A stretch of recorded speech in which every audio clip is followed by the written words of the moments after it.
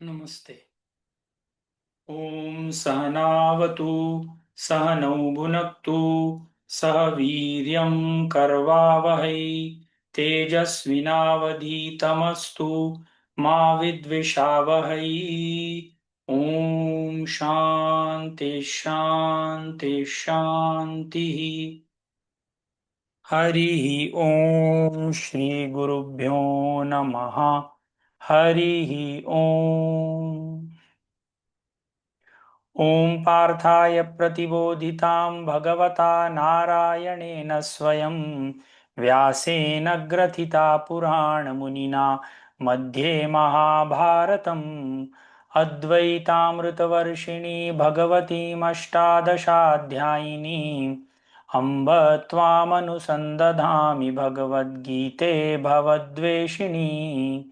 नमोऽस्तु ते व्यासविशालबुद्धे फुल्लारविन्दायतपत्रनेत्र येन त्वया भारततैलपूर्णः प्रज्वालितो ज्ञानमयः प्रदीप प्रपन्नपारिजाताय स्तोत्रवेत्रैकपाणये ज्ञानमुद्राय कृष्णाय गीतामृतदुहे नमः।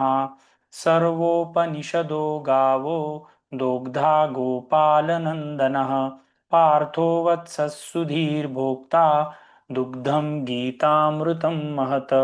वन्दे वसुतं देवं कंसचाणूरमर्दनं देवकी परमानन्दं कृष्णं वन्दे जगद्गुरुम्। भीष्मद्रोणतटा जयद्रथजला गान्धारिनीलोत्पला शल्यग्राहवती कृपेण वहनी कर्णेन वेलाकुला अश्वत्थामविकर्णघोरमकरा दुर्योधनावर्तिनी सोत्तीर्णा खलु पाण्डवैरणनदी कैवर्तकः केशवाः पाराशर्यवचः सरोजममलं गीतार्थगन्धोत्कटं नानाख्यानककेसरं हरिकथा सम्बोधनाबोधितं लोके सज्जनषड्पदैरहरः पेपीयमानं मुदा भूयाद्भारतपङ्कजं कलिमलं प्रध्वंसि न श्रेयसे। मूकं करोति वाचालं पङ्गुं लङ्घयते गिरिं यत्कृपातमहं वन्दे परमानन्दमाधवम्। यं ब्रह्मा वरुणेन्द्ररुद्रमरुतः स्तुन्वन्ति दिव्यैस्तवैः वेदैर्साङ्गपदक्रमोपनिषदैः गायन्ति यं सामगाः ध्यानावस्थिततद्गतेन मनसा पश्यन्ति यं योगिनो यस्यान्तं न विदुःसुरासुरगणा देवाय तस्मै नमः। तो लास्ट टाइम हम लोगों ने चैप्टर नंबर 4 ज्ञान कर्म संन्यास योग शुरू किया था और उसमें हम लोगों ने पहले 5 श्लोक कवर किए थे। पहले 5 श्लोकों में भगवान श्री कृष्ण अर्जुन को अपना दिव्य स्वरूप बताना शुरू करते हैं और इस चैप्टर में हम लोगों ने पहले बोला था कि भगवान कृष्ण को अपने प्रति प्रेम और आदर का भाव अर्जुन में और जागृत करना आवश्यक था, क्योंकि आध्यात्मिक नॉलेज जब तक गुरु के प्रति प्रेम और आदर भाव नहीं होता तब तक आध्यात्मिक नॉलेज ग्रहण करना संभव नहीं होता है। तो अब तक के चैप्टर में भगवान श्री कृष्ण ने लगभग अर्जुन को लग रहा होगा कि वो और भगवान कृष्ण एक ही स्तर के व्यक्ति हैं, पर इस चैप्टर में भगवान श्री कृष्ण अर्जुन को बताना शुरू करते हैं कि ये जो मैंने तुमको पहले और दूसरे चैप्टर में जो भी ज्ञान दिया है, ये ज्ञान सबसे पहले मैंने सूर्य देव को दिया था।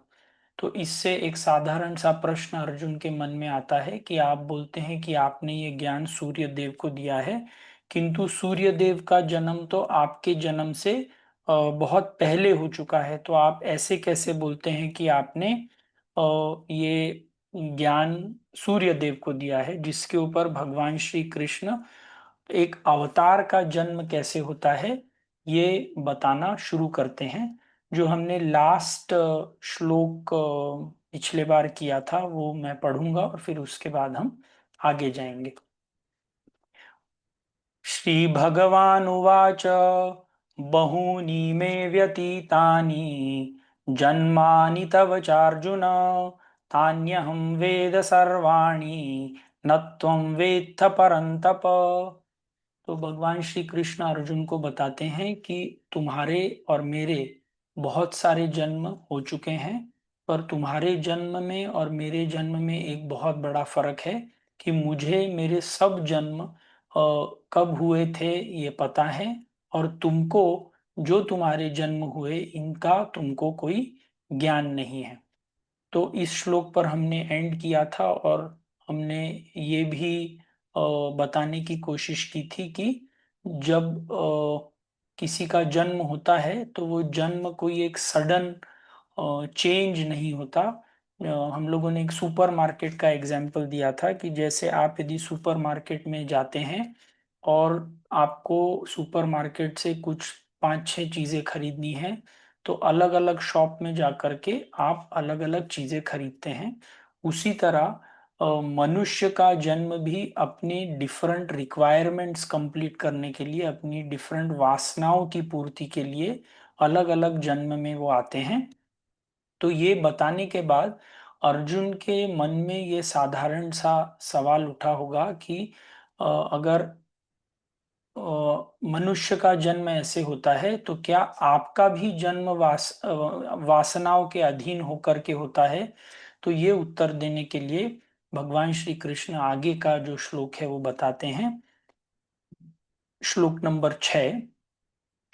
अजोपि सन् अव्ययात्मा भूतानामीश्वरोऽपि सन् प्रकृतिं स्वामधिष्ठाय संभवाम्यात्ममायया। अजः अपि सन् अव्ययः आत्मा भूतानाम ईश्वरः अपि सन् प्रकृतिं स्वाम अधिष्ठाय संभवामि आत्ममायया। तो भगवान श्री कृष्ण अर्जुन को बताते हैं कि मैं वैसे तो अजन्मा हूं, अजह मतलब अजन्मा, अजह अपि सन अव्यय आत्मा मतलब मैं अजन्मा हूं, मेरा कभी अ, जन्म नहीं होता, मेरा कभी मृत्यु नहीं होती, पर तभी भी मैं एक शरीर धारण करके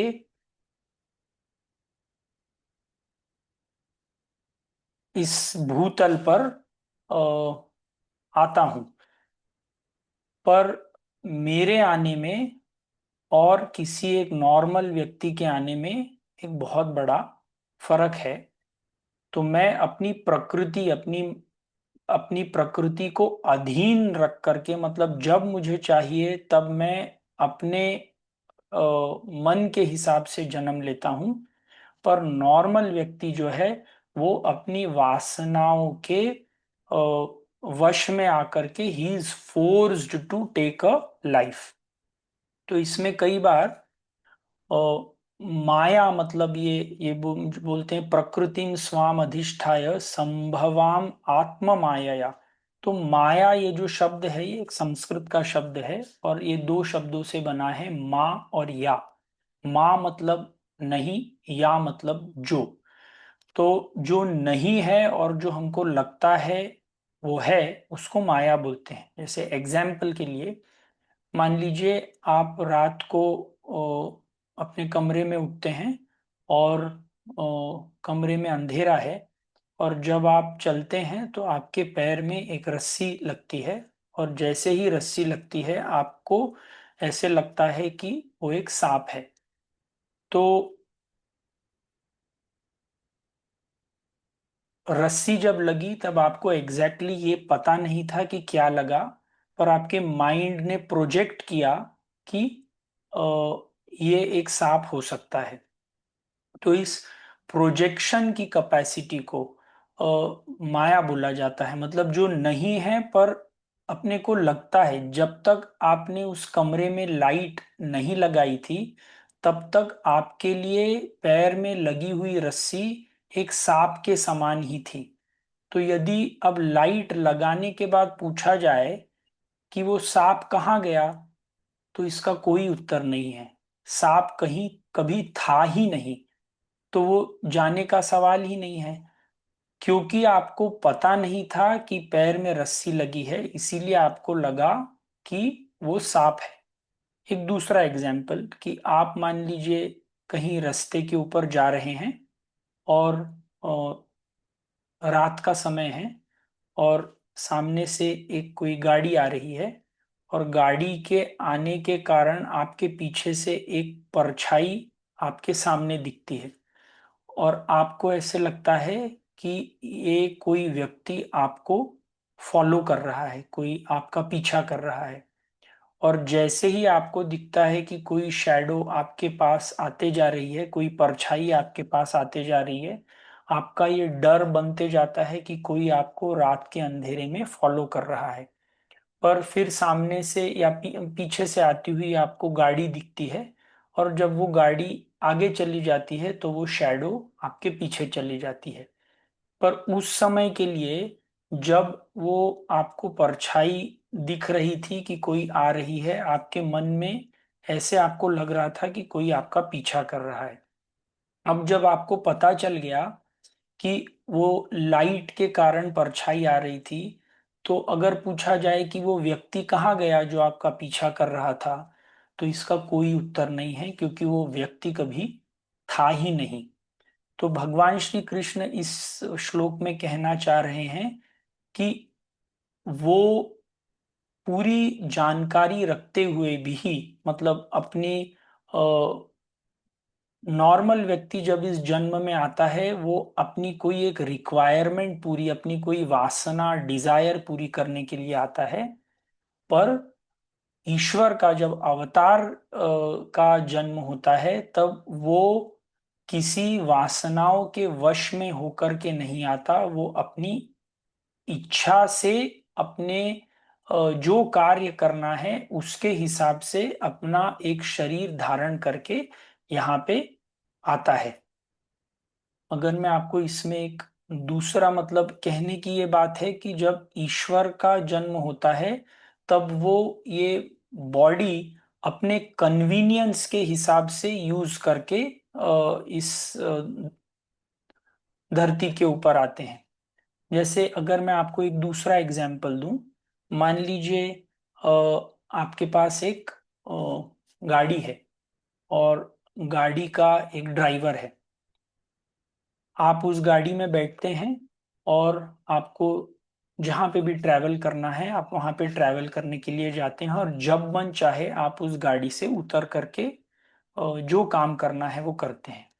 बट ड्राइवर की ये ड्यूटी बनती है कि वो गाड़ी के साथ 24 घंटे रहेगा और उसकी बराबर निगरानी करेगा। तो इस एग्जाम्पल में यदि हम देखें तो कार का जो ड्राइवर है उसका जो रोल है वो एक नॉर्मल व्यक्ति की तरह है जो अपनी वासनाओं के अधीन होकर के जन्म लेता है। उसके लिए ये जो शरीर का जो एम्बॉडी, ये जो शरीर है, ये एक मतलब उसके ऊपर एक बोझ की तरह है। वाइल ईश्वर के लिए, ईश्वर वो इस कार के ओनर की तरह है।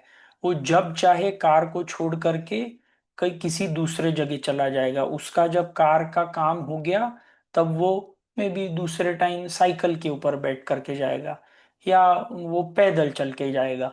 तो जिस समय उसको कार की जरूरत थी तब वो कार में बैठा। अब उसको कार की जरूरत नहीं है तो उसने कार छोड़ दी और मे बी वो पैदल जाएगा, मे बी वो कहीं पे बैठेगा, मे बी वो कुछ नहीं करेगा। तो भगवान श्री कृष्ण अर्जुन को बताना चाह रहे हैं कि जो तुमको दिखता है कि मेरा जन्म होता है और तुमको ये भी दिखता है कि बाकी सब लोगों का जन्म होता है, मेरे जन्म में मतलब एक अवतार के जन्म में और एक नॉर्मल मनुष्य के जन्म में बहुत बड़ा फर्क है। फर्क ये है कि मनुष्य का जब जन्म होता है तब वो अपने संस्कारों के अधीन होकर के जन्म लेता है, और उसको जन्म लेना एक कंपल्शन है, उसको एज अ फोर्स जन्म लेना पड़ता है।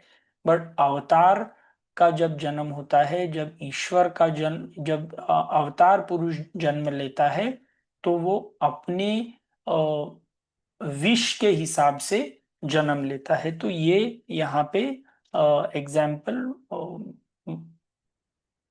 भगवान श्री कृष्ण अर्जुन को देना चाहते हैं। और इस एग्जाम्पल का फिर से ध्येय यही है कि अब अर्जुन को ये पता चलना चाहिए कि अब तक जिसको वो सिर्फ एक सारथी समझ रहा था, वो एक सारथी नहीं है। वो एक मतलब इस विश्व का करने वाला, विश्व को धरने वाला, विश्व को हरने वाला व्यक्ति उसके साथ आया है। तो सडनली अर्जुन का भगवान श्री कृष्ण के प्रति जो नजरिया है, जो उनको देखने का रवैया है, वो सडनली अब चेंज होने लगा है।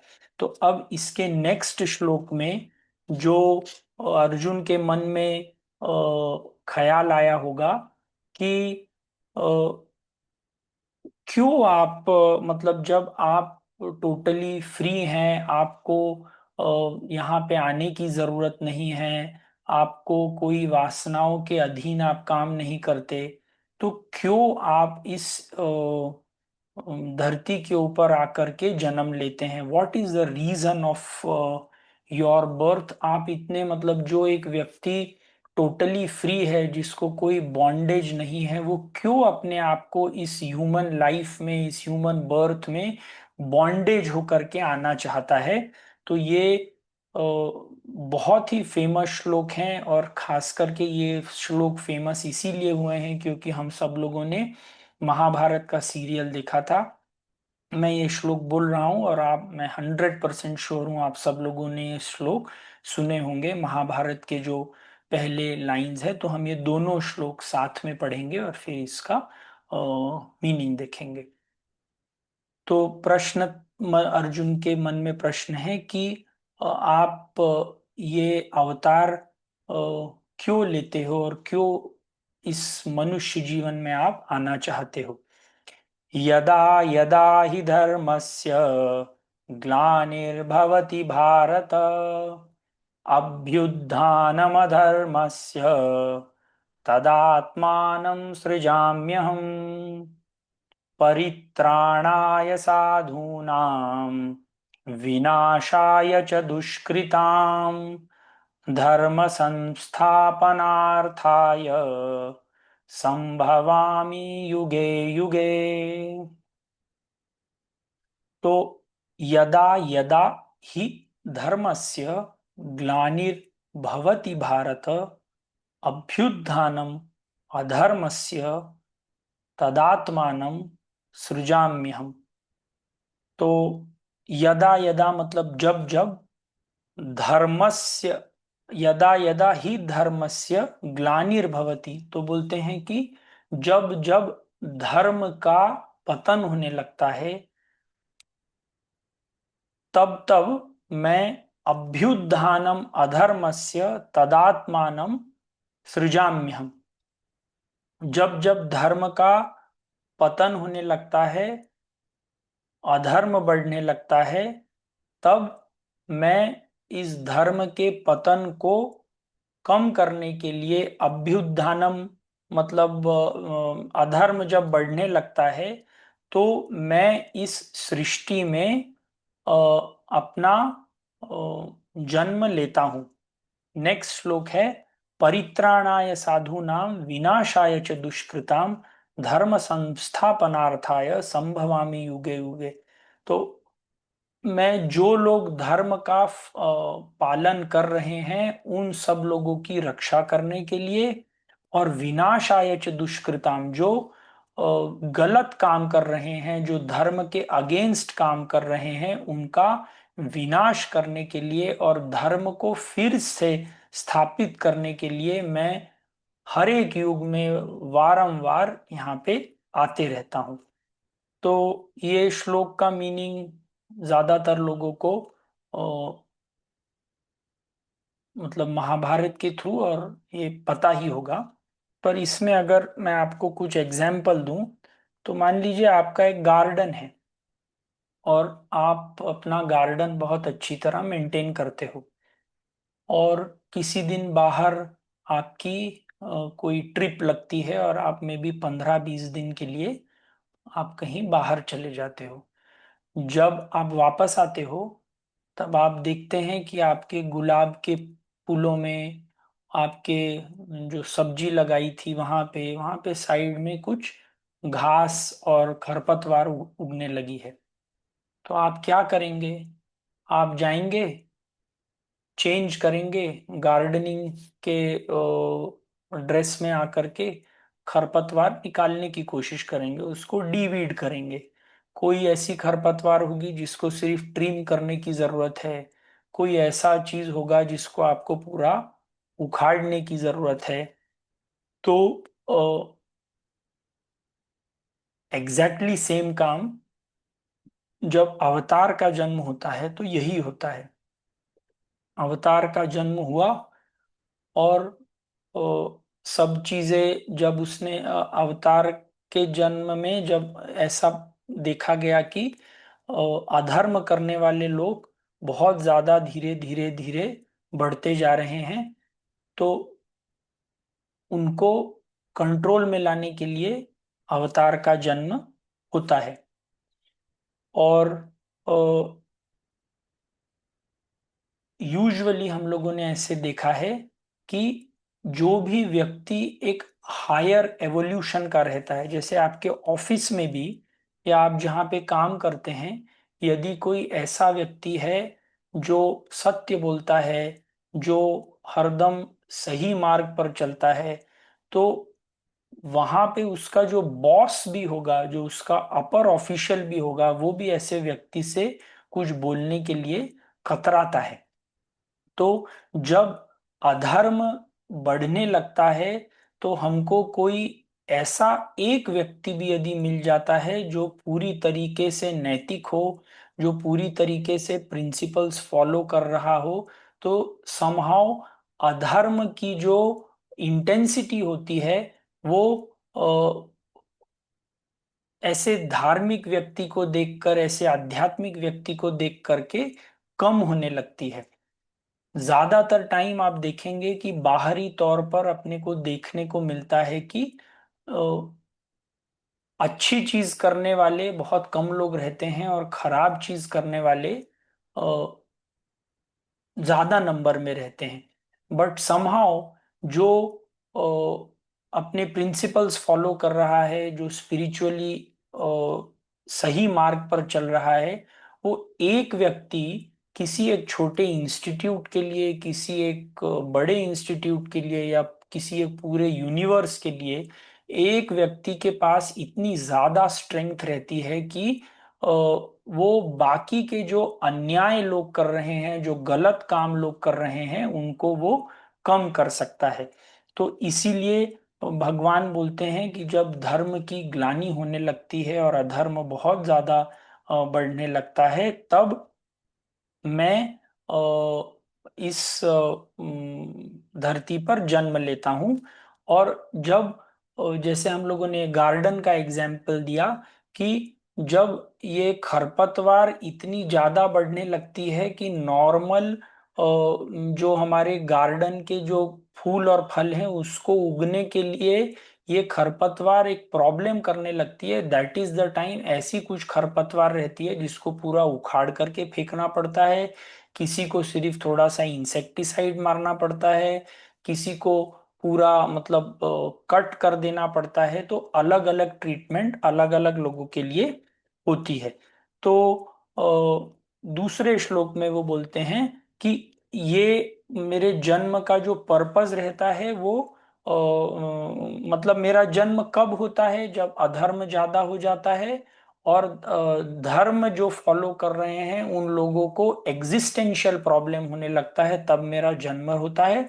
और फिर फॉर कारण क्या रहता है? परित्राणाय साधूनां विनाशाय च दुष्कृताम। तो जो लोग साधु लोग, साधु मतलब जो अच्छे लोग हैं, साधु का संस्कृत में बहुत सारे अर्थ हैं।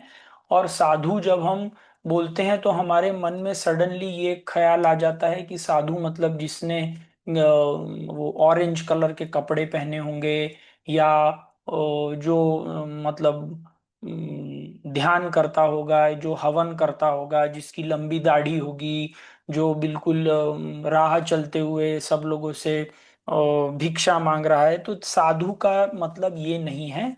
साधु का मतलब जो भी व्यक्ति अपने कार्य के प्रति वेल डेडिकेटेड हो, और वो अपने प्रिंसिपल्स को बिना कॉम्प्रोमाइज किए काम करते जा रहा है, तो ऐसे व्यक्तियों को बचाने के लिए ईश्वर अपना जन्म लेते हैं। और जो लोग विनाशाय च दुष्कृताम, जो दुष्कर्म कर रहे हैं, तो इसमें विनाशाय मतलब ऐसा नहीं कि उनको बिल्कुल मार ही डालना। विनाशाय मतलब उनकी जो गलत बुद्धि है, उस बुद्धि को आइदर सुधारना, उनको सही मार्ग के ऊपर लाना, और यदि सही मार्ग के ऊपर लाना संभव न हो तो उनका विनाश करना।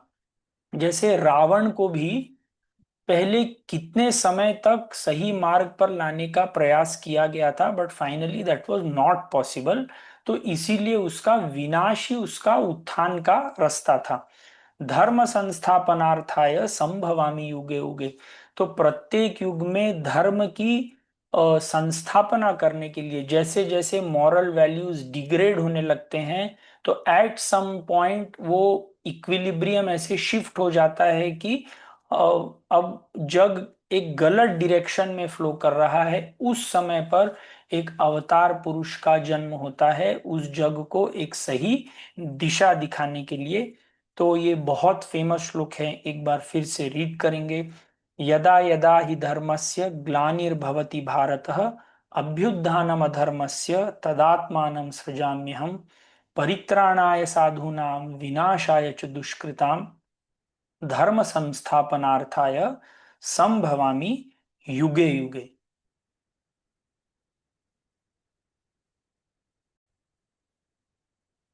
तो ये श्लोक सुनने के बाद अर्जुन के मन में एक सवाल फिर से आया होगा कि अगर आप भी जन्म लेते हैं और हम भी जन्म लेते हैं, तो क्या आपको भी हमारे जैसे ही प्रॉब्लम्स फेस करने पड़ते हैं क्या? मतलब क्या आपको भी लाइक्स एंड डिसलाइक्स होती हैं क्या?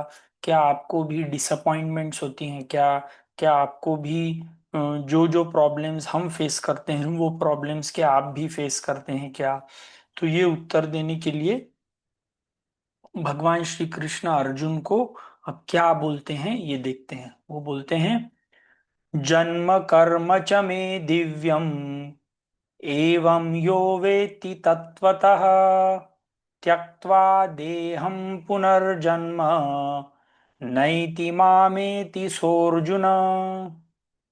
जन्म कर्म च मे दिव्यम, एव यह वेत्ति तत्वतः, त्यक्त्वा देहं पुनर्जन्म न एति माम सो अर्जुन।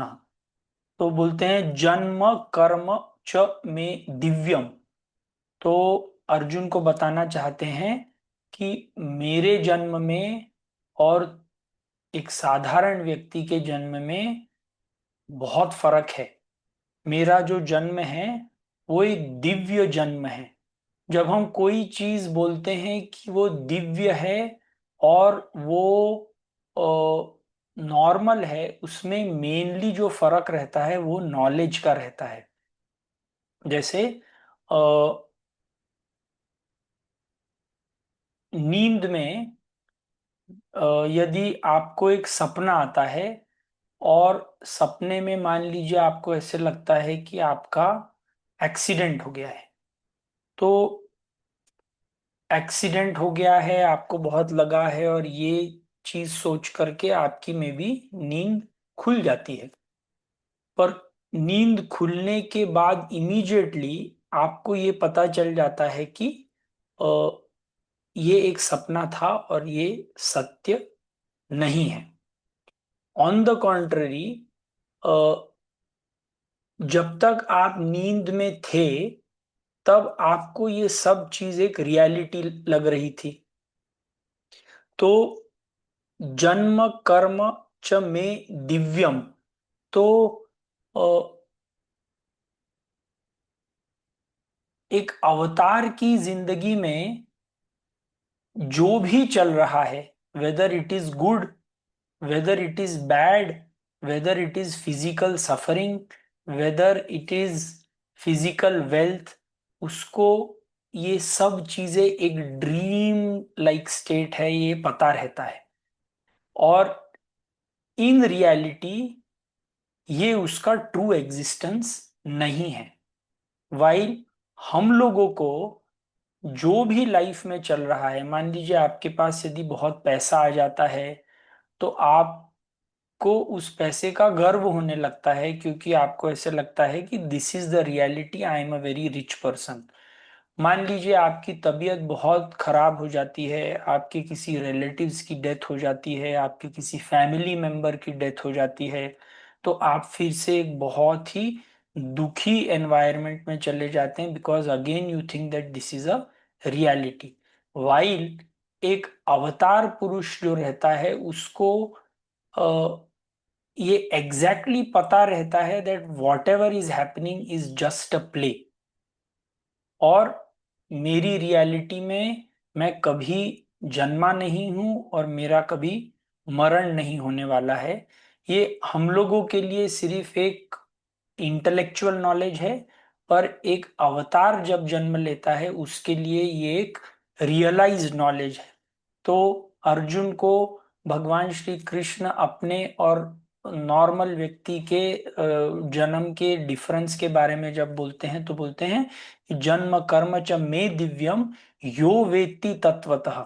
और इसके बाद वो बोलते हैं कि जिस व्यक्ति को ये पता चल जाता है कि इस अवतार का जन्म एक दिव्य जन्म है, और तत्वतः पता चल जाता है, इंटेलेक्चुअली नहीं, इन रियलिटी ये पता चल जाता है कि जैसे हम कई बार भगवान राम के या भगवान कृष्ण के जन्म के बारे में बहुत सारे अपने अपने लोग अपने अपने इंटेलेक्चुअल कैपेसिटी के हिसाब से कुछ वर्णन करते हैं। कुछ लोग बोलते हैं कि भगवान राम ने जो सुग्रीव की हत्या की, वो छल कपट से हत्या की। भगवान कृष्ण ने जब कर्ण को मारने के लिए अर्जुन को बोला तो वो अधर्म के कारण बोला। तो हम लोग किसी एक बहुत ही हाई चीज को अपने बहुत छोटे इंटेलेक्ट से आंकने की कोशिश कर रहे हैं। जैसे मान लीजिए आपके यदि क्लास के टीचर हों, वो आपको कुछ सिखा रहे हों, तो as a student you don't have the capacity to जज योर टीचर। आप उनको जज तब कर पाएंगे जब आपका नॉलेज आपके टीचर से ज्यादा होगा। तो जो व्यक्ति वो बोलते हैं कि जन्म कर्म च में दिव्यम एवं यह वेत्ति तत्वतः, जिसको ये पता चल जाता है कि ये जो अवतार का जन्म है ये एक एक्चुअली दिव्य जन्म है, और जिसको ये भी पता चल जाता है कि मेरी इंटेलेक्चुअल कैपेसिटी इस जन्म को इवेल्युएट करने की नहीं है, I can only enjoy whatever is happening in his life and try to understand. मैं ये समझने की कोशिश कर सकता हूं, पर ये समझना बहुत मुश्किल है। जैसे अगर आप किसी के घर पे खाना खाने के लिए जाएं और उन्होंने आपको कोई एक ऐसी डिश खाने को दी जो आपको बहुत अच्छी लगी, तो बहुत सारे लोग इमीडिएटली उस डिश की रेसिपी पूछते हैं कि आपने कैसे डिश बनाई। तो एज इफ वो रेसिपी पूछ करके वो डिश खुद बना लेंगे, बट मेन मजा तो उस डिश को एंजॉय करने में है। तो भगवान श्री कृष्ण यही बोल रहे हैं कि जो ये जन्म कर्म च मे दिव्यम एवं यो वेत्ति तत्वतः, यू एंजॉय, मतलब द अवतार का जो जन्म है वो क्या कर रहा है, कैसे कर रहा है, व्हाट यू थिंक, और वो क्या करता है, इट इज मतलब टोटली टोटली अ वंडर कि वो क्या कर रहा है। तो it is for enjoyment, it is not for exactly understanding. तो बोलते हैं कि जो ये चीज समझ जाता है, त्यक्त्वा देहम पुनर्जन्मम नैति मामेति सोर्जुना। तो बोलते हैं कि जो ये प्ले, एक अवतार का जन्म एंजॉय करता है, उसकी लीलाओं में मजा लेता है, उसको भजता है, वो फाइनली ये जन्म और मरण के चक्र से छूट करके फिर से मेरे में आ जाता है।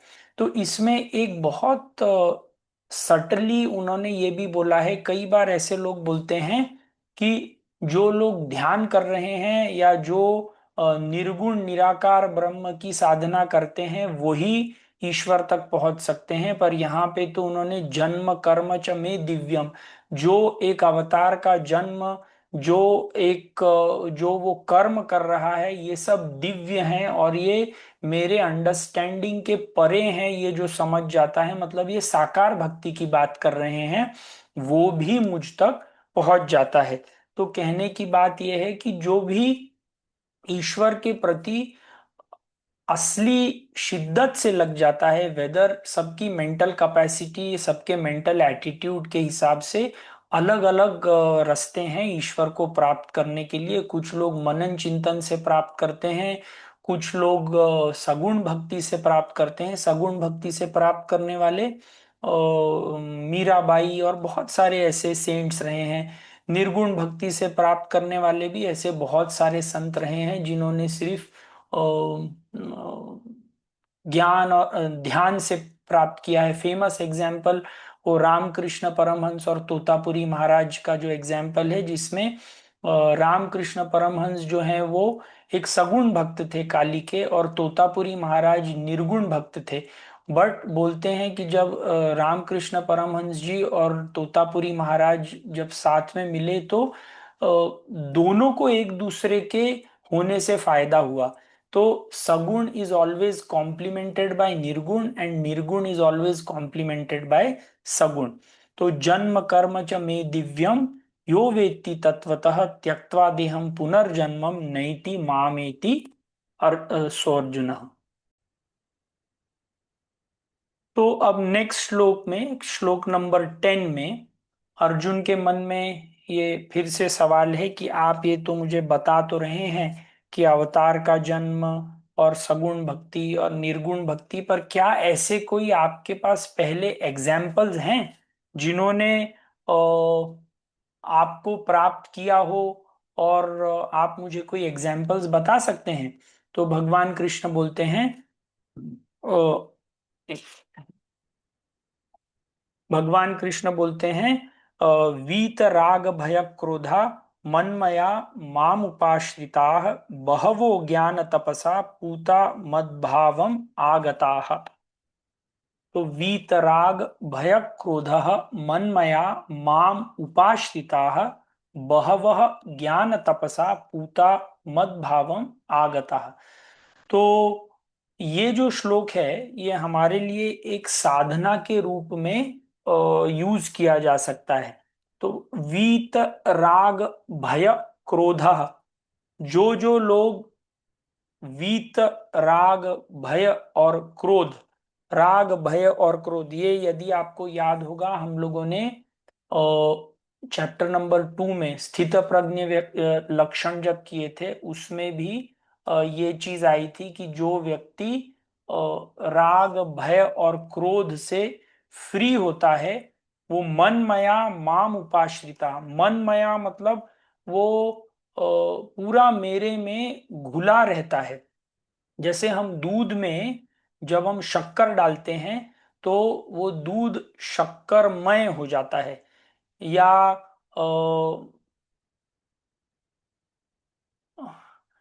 अ, कोई चीज अगर दूसरे चीज में पूरी तरीके से मिक्स हो जाए, तो वो उस चीज से मय हो जाती है। मतलब जैसे आप अगर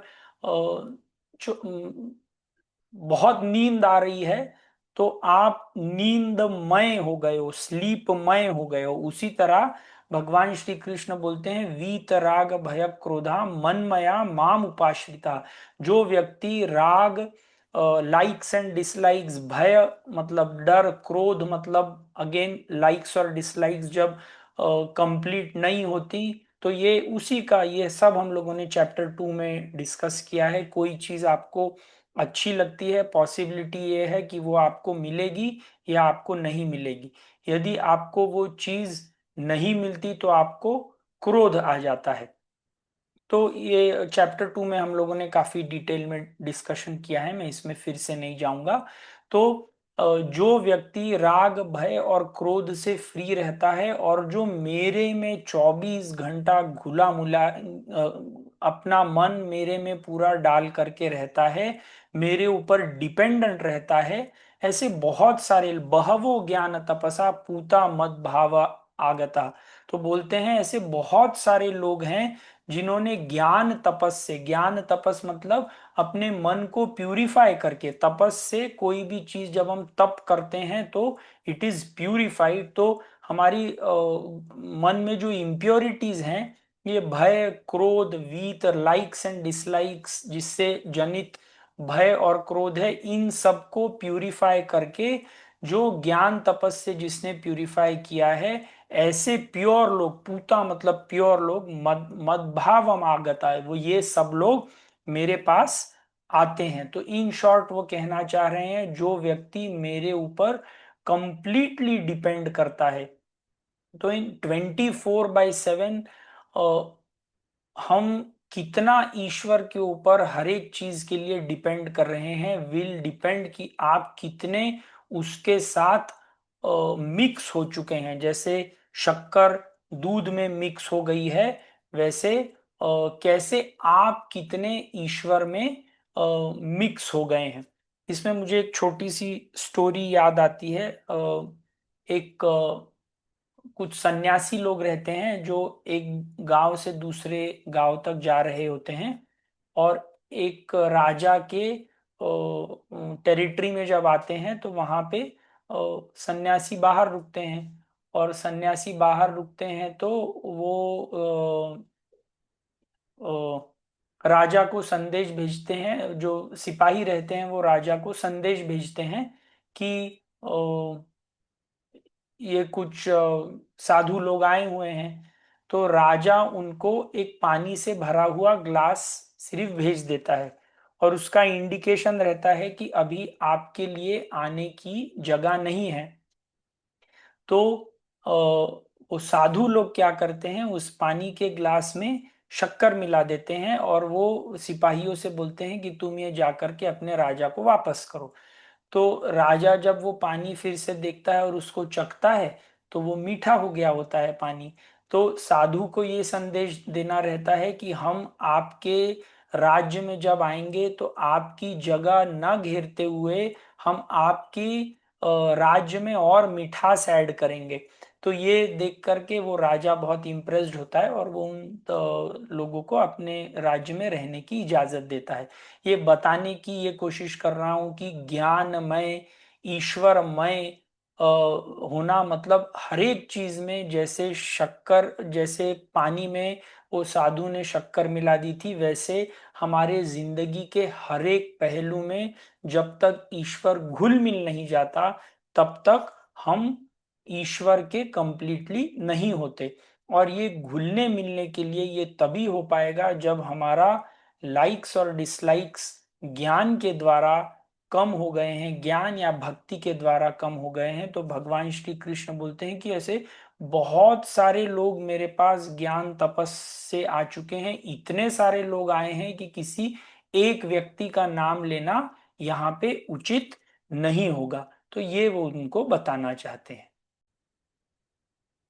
तो इसके बाद फिर से अर्जुन के मन में एक दूसरा ख्याल आया है कि अभी आप बोलते हैं कि बहवो ज्ञान तपसा पूता मद्भाव आगता, मतलब जो जो लोग ये ज्ञान तपस करते हैं, जो साधना करते हैं, वही लोग आपके पास पहुंच सकते हैं। मतलब शायद यू आर पार्शियल, आप बहुत कि ये जो ज्ञान तपस, जो लोग तपस करने वाले हैं, जो ज्ञानी व्यक्ति हैं, इन सब लोगों के लिए आपके मन में शायद थोड़ी ज्यादा जगह है और आप उनसे पार्शलिटी करते हो। तो भगवान क्या बोलते हैं? तो वो बोलते हैं, ये यथा मां प्रपद्यन्ते तांस्तथैव भजाम्यहम् मम वर्त्मानुवर्तन्ते मनुष्याः पार्थ सर्वशः। ये यथा मां प्रपद्यन्ते तान् तथैव भजामि अहम् मम वर्त्म अनुवर्तन्ते मनुष्याः पार्थ सर्वशः। तो भगवान अर्जुन के प्रश्न को समझते हैं और उसको बोलते हैं कि मुझे जो जो पुरुष जैसे जैसे बुलाता है मैं वैसे वैसे उसके पास आता हूं, मैं किसी के तरफ पार्शियल नहीं हूं। तो पहले श्लोक में उन्होंने कहा था कि बहुत सारे ज्ञान तपस के जो तप करने वाले लोग हैं, वो बहुत सारे लोग मेरे पास आ चुके हैं। और अर्जुन का सवाल था कि आप शायद पार्शल हैं, तो इसमें वो बोलते हैं कि मुझे जो भी जैसे जैसे बुलाता है मैं वैसे उनके पास जाता हूं। तो इसमें अगर आप मान लीजिए, इसमें जो भगवान श्री कृष्ण अपना एग्जिस्टेंस बता रहे हैं वो हाईएस्ट आत्मा रूप से बता रहे हैं। तो अगर मैं आपको बोलूं कि जैसे आपने अपने गाड़ी में पेट्रोल रखा है और कोई गाड़ी में पेट्रोल रख करके एक रेस करने के लिए जाता है, कोई गाड़ी में पेट्रोल रख करके वो अपनी गाड़ी जो है वो कहीं पे एक्सीडेंट कर देता है। तो यदि मान लीजिए कोई F1 रेस जीत जाता है तो क्या पेट्रोल को प्राइज दिया जाता है क्या? नहीं। अगर कोई गाड़ी का एक्सीडेंट कर ले तो क्या आप कोर्ट में ऐसा केस कर सकते हैं क्या कि आप पेट्रोल के अगेंस्ट केस चलाइए, क्योंकि गाड़ी तो पेट्रोल के कारण चल रही थी, पेट्रोल था इसीलिए चल रही थी? ऐसा नहीं होता। तो भगवान श्री कृष्ण बोलते हैं कि ऐसा नहीं है कि जो सिर्फ ज्ञान तपस करते हैं मैं उनके लिए अवेलेबल रहता हूं। मैं अवेलेबल तो 24/7 सब लोगों के लिए रहता हूं। जैसे जैसे आप मुझे मेरा आह्वान करोगे वैसे मैं आपको मदद करूंगा। कोई ये अपनी ह्यूमन लाइफ शराब पीने में डिस्ट्रॉय करते हैं, कोई ये ह्यूमन लाइफ लड़ाई झगड़े में लेकर के जाते हैं, कोई वही लाइफ लेकर के एक बैडमिंटन का चैंपियन बन जाता है, कोई वही लाइफ लेकर के एक साइंटिस्ट बन जाता है, कोई वही चेतना लेकर के एक साधु बन जाता है। तो हर एक चीज में काम करने वाली जो शक्ति है वो आत्मा की शक्ति है, और वो आत्मा is equally available for everyone for equal use, वो किसी की तरफ पार्शल नहीं है। तो भगवान श्री कृष्ण अर्जुन को बोलना चाहते हैं कि तुम जो भी कर रहे हो, चाहे वो अच्छा काम कर रहे हो चाहे वो खराब काम कर रहे हो, मैं तो 24 घंटे तुम्हारे साथ, तुम जो भी करो वो करने के लिए हूं। पर तुम क्या कर रहे हो ये तुमको डिसाइड करना पड़ेगा। अगर मान लीजिए जैसे अगर दूसरा एग्जाम्पल इलेक्ट्रिसिटी का एग्जाम्पल, कि जब इलेक्ट्रिसिटी रहती है तो वो सेम इलेक्ट्रिसिटी एक हीटर में जाकर के हीट करती है, वो सेम इलेक्ट्रिसिटी एयर कंडीशनर में जाकर के कमरे को ठंडा करती है। तो आपने जैसे इलेक्ट्रिसिटी का आह्वान किया, इलेक्ट्रिसिटी सेम है, एक जगह पर जाकर के वो हीट कर रही है, एक जगह वो जाकर के इलेक्ट्रिसिटी का बल्ब बन रही है, एक जगह वो जाकर के एयर कंडीशनर बन रही है। तो यदि कोई मूर्ख व्यक्ति होगा तो वो एयर कंडीशनर यदि आप विंटर सीजन में लगाएं तो वो आपको हानि करेगा, अगर हीटर आप समर सीजन में लगाएं तो आपको हानि करेगा। तो एनर इलेक्ट्रिसिटी तो इक्वली अवेलेबल सबके लिए है, अब उसका इंटेलिजेंट यूज कैसा करना है वो हमारी मन और बुद्धि के लिए है। तो अर्जुन को भगवान श्री कृष्ण बोलते हैं मैं ऐसा नहीं है कि मैं सिर्फ जो ज्ञान तपस कर रहे हैं उनके लिए अवेलेबल हूं, वो लोग आकर के मुझ में मिल जाते हैं। पर इसमें मैं कुछ नहीं कर रहा हूं, वो आकर के मुझे मिलते हैं। जो एनर्जी उनको दी गई है वो सही तरीके से उसका यूज करते हैं और वो मुझसे आकर के मिलते हैं। जो मूर्ख व्यक्ति रहते हैं उनको जो मैंने एनर्जी दी है वो यूजलेस कामों में यूज करते हैं। तो वो मतलब इसमें मेरा कोई लेना देना नहीं है। तो ये बोल करके अब अर्जुन के दिमाग में लास्ट क्वेश्चन, मतलब ये जो हम लास्ट श्लोक आज कर रहे हैं, कि जब इतना सब आप लोगों के लिए कर रहे हैं तो क्यों लोग आपको चाहते नहीं हैं, क्यों लोग सदैव।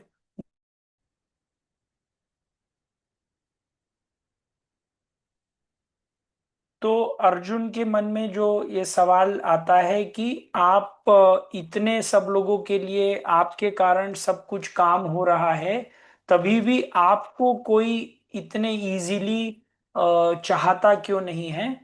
तो ये हम श्लोक लास्ट आज का करेंगे। श्लोक नंबर 12।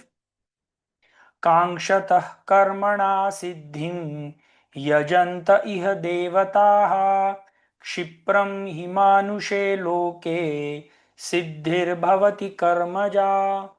कांक्षतः कर्मणां सिद्धिं यजन्ते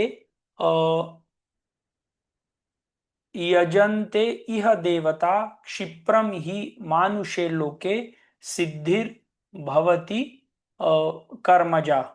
तो अर्जुन जब कृष्ण को पूछते हैं कि क्यों सब लोग आपको, मतलब क्योंकि आपके कारण ही सब चीजें चल रही हैं, आपके आप ना होते तो कोई भी कुछ भी नहीं कर पाता, पर क्यों लोग आपको बहुत कम चाहते हैं।